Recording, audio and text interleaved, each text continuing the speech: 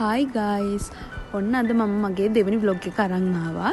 ඉතින් මේ vlog එකේ තියෙන්නේ අද lecture ගිය දවසක හවස රෑ කෑමට අපි මොනවද හදන්නේ කියලා. ඔන්න මම ඉතින් උදේම මේ lecture ගිහින් එන දවසක මේ වීඩියෝ ගන්න හැදුවට අවැස්ස නිසා ඒ ටික ගන්න බැරි වුණා.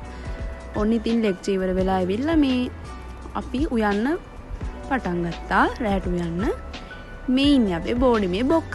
මේ ඉන්නේ අපේ හුරුතලා ඉතින්. ඔන්න ඉතින් අපි පටන් ගත්ත උයන්න. මම අද හදන්නේ බෝංචි කරි එකකුයි ලුණු මිරිසකුයි. ඉතින් ඔන්න මේ බෝංචිකට අවශ්‍ය දේවල් තමයි මේ දාන්නේ. තෙලට දාලා තමයි හදන්නේ. බලන්නකො ඉතින්.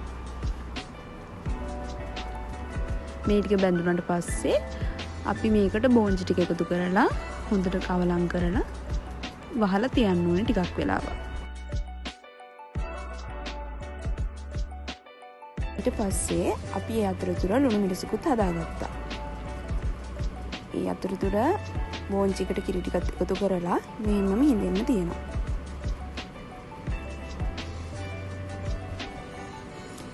මේ ටිකක් තැම්මීගෙන එන වෙලාවේදී අපි ගත්ත වීඩියෝ එක දැන් නම් බෝංචි එක හරි ගිහින් තියෙන්නේ. ඉතින් මේ තමයි අපි අවසානට හදාගත්ත කෑම.